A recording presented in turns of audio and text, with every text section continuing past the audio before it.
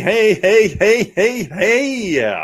Good afternoon from me to you, my friends. I was going to say friends and family, and yes, you are family here. You are here for another broadcast. You may be coming in live on Facebook, or you are listening as you're driving, jogging, or hey, maybe you're having dinner. Which hopefully you'll be alone at that point listening to my voice speaking at you. Welcome to Media and Marketing, and another broadcast where we're going to talk about, well, media and marketing. But today specifically, we're going to talk about how to sell online using words. In fact, words that sell is the topic.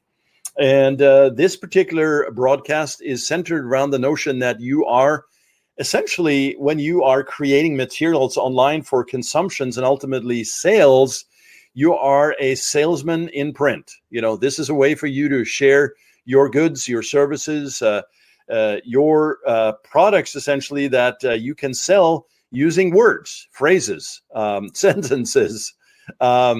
We call this copy in the marketing context. You know, what's your copy? What's your ad copy? What's your landing page copy? You know, what is your angle? What are your hooks? What's your storyline? What is the messages? What's the call to actions? It's just all centered around, you know, really three areas, which is the first one is your target audience. You know, so what are you asking or presenting to that target audience? Second thing is, you know, that message succinctly should be targeted to that audience with a formula that we often refer to as AIDA, attention, interest, desire, and action, or PAS, problem, agitate, solve, or solution, right? There's different formulas that we use in the copywriting realm here. Of course, there's many angles to this, but ultimately this will get you 80%, maybe 90% there.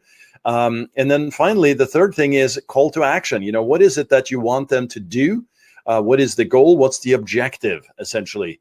And, you know, one interesting note that I saw today, I forget where I saw it, but it makes a world of sense, is a lot of marketers don't mind the marketing piece, right? Meaning, hey, I'll create traffic, I'll create leads for you, I'll do all your marketing. You know, in fact, if you are a marketer and you're the business owner or entrepreneur or part of a larger group, you love doing the work. I mean, I'm very passionate about this myself and what we do at the agency. And you know, welcome to take a look there. You can see it up on the screen there, chaosmap.com, quick pitch, chaosmap.com. That's what we do at the agency. It's a digital marketing agency. Focus a lot on paid ads and, of course, SEO, content, etc. But really, growth is the specialty. But then when you do these things, one of the things that really is just part of the, you know, exciting outcome of this is sales. So you love to market, but you kind of forget the sales piece, you know, a little bit shy about asking for the sale. Well, today we're going to cover this. And I wanted to also, as you can see here, talk about this specific book, which is from Richard Bayan, called Words That Sell. And you should get the latest edition. Actually, I have a hard copy here in my hand, and that's from a few years ago, but it's been upgraded and it's on Amazon. You can see it right there. And one of the things that I really like about this book, and we use it as a reference guide, we just have this out all the time, is that it gives you ideas. It's like a thesaurus, essentially, for words that sell, you know, allowing you to convey that message that really speaks to the audience, as I said, but trying to attract them and make the words exciting, engaging, you know, basically slogans, words, phrases, all of these things that not only, you know, help you create that engagement, it gives you more ideas to create breakthrough copy in your business. And you definitely want this to be a confident, rejuvenated way for you to expand your copy. So that's really the quick pitch for, you know, words that sell. Just get it. It's a small guide. It's let's see, this one here is like 120 pages, and it's well written. Well, no pun intended on that, actually. But it's a lot of basically lists of words that you can use and that you can flip through. And it's categorized by the type of sort of emotion that you're trying to create out there. So really a phenomenal resource. And I just wanted to take a few minutes to repeat what you have heard in prior episodes, but a little different angle to this from the book as we're looking at it here, is, how do you best write your copy, right? When you write, number one, don't lose sight of your primary goal to sell your product or service. That speaks to what I just said is, hey, I can market all day long, but what's the ultimate goal here? It's to sell your product or service.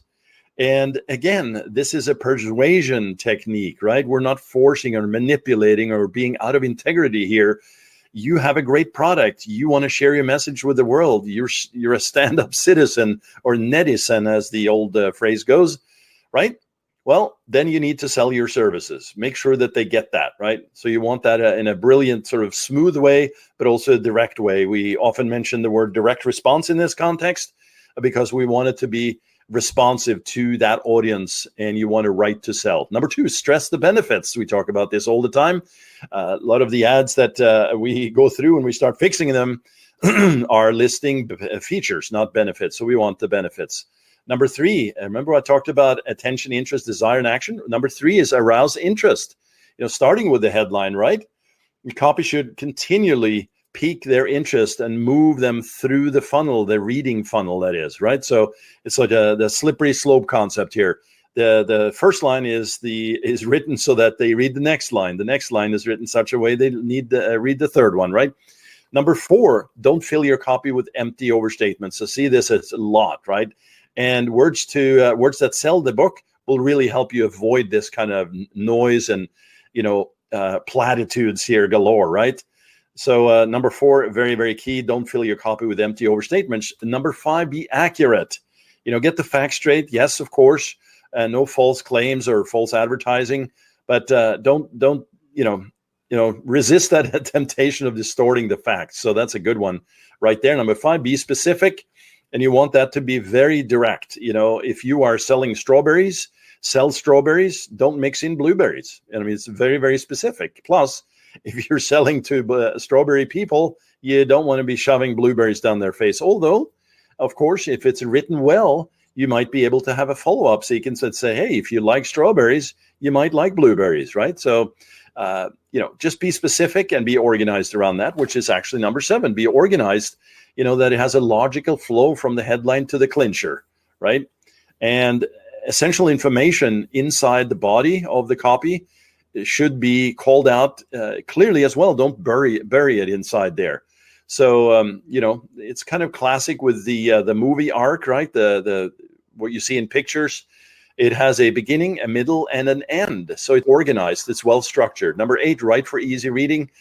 This is an obvious one when we talk to clients, but interestingly enough, this is where folks get really cute and want to throw in fancy words and stuff. You want this to be clear, uncluttered, involving and persuasive, but also not overly technical.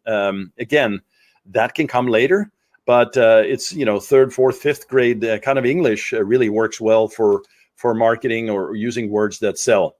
Appealing to the emotions rather than the intellect. You've heard about this before as well, that we buy with our emotion, not our logic, even though we might think it's actually reverse. And so this cerebral approach actually is going to make your reader nod in admiration and focusing on what's happening next. But you want to make sure that you have a mix here, not just all the emotional triggers, but enough to where they can say ultimately this: yes, I want that, right? And number 10 should be obvious, but we'll call it out as we're seeing it on here as well. Don't offend. And you can use humor and controversial, aspects, but typically you don't get into this. You don't get too deep on this unless it's specifically called out as the goal and the angle. For instance, in the finance world, you may actually call somebody out direct, but don't preach. You can be direct, as I said, but try to be of a more sunny disposition and aim to please, right? Talk about that problem, agitate, solve formula that I talked about earlier. You want to solve and help them right there. Number 11, make use of testimonials and reviews. I'm not going to even get into that. That is so obvious. It's social proof. Others who have used your services and products, they need to be called out. And of course, you need to ask for permission for that. And what better sales weapon there than having somebody on a video talking about you and how glorious you are, as well as your services and your products, and couldn't recommend you more. A+++, right? Number 12, ask for the customer's order. That gets right into the call to action. brief, high-powered statements that impels prospective customers to buy and tells them how, and that you let them off the hook before you've closed the sales.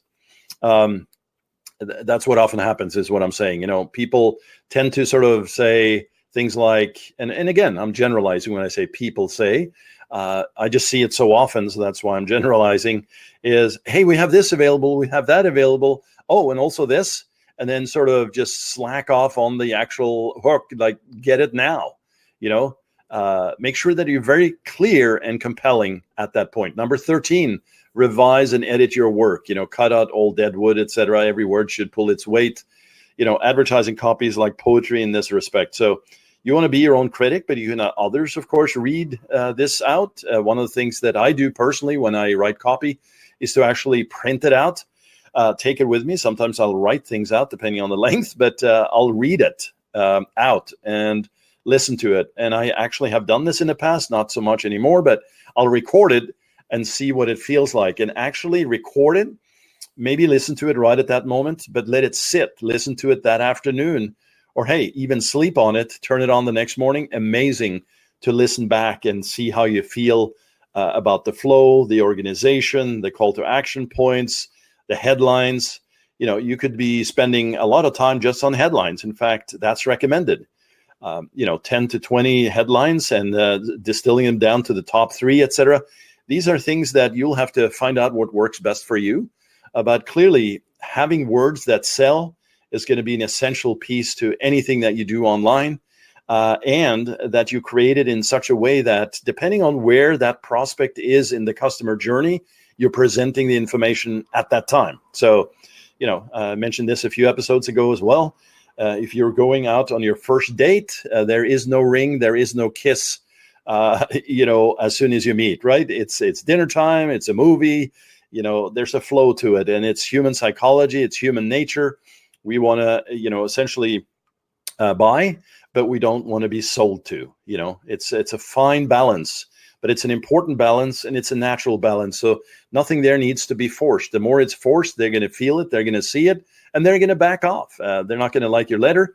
And worst case, if this is an ad, they're going to make some, negative connotation about it, or even place a negative mark by saying, I don't want to see this ad, etc. That's true for Google as well, but Facebook takes that seriously. And if you get too many, you could actually have that account shut down, which also happens, right? And we've seen this a lot in other areas, and not for us yet, fortunately, but we see it with clients also. So if you have any questions about all of this, then you can head over to chaosmap.com at the agency. We'll happy to talk to you about that there. And also, if you are building out pages where you're trying to get folks to an event, whether it's a workshop, a seminar, an online event like a webinar or teleclass, etc., you can get to a free workshop that we're running right now at selloutmyevent.com.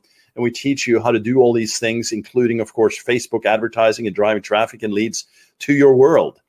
That's at selloutmyevent.com. And how appropriate words that sell and sell out my event. Well, the word sell in this context matches the profile today in terms of the idea that I wanted to get across, which is get your words set up in a way that speaks to your audience and that they ultimately sell and engage and create lovely, powerful, exciting, jump up and down advocates for your business, because all of this creates goodness in the world. And that's what you want, create a difference in the marketplace for your friends, for your community, for your customers. And as I said, globally, if you choose to. All right. Well, Jan here once again, and happy Wednesday to you. Heading out here to do a little workout, and we'll leave it at that. And hey, make sure that you review the podcast, as I said, as in terms of starting it, whichever way you'd like to go. And if you place a review, I really appreciate that as well. Hey, take it easy. Have a good one. Jan out. Later.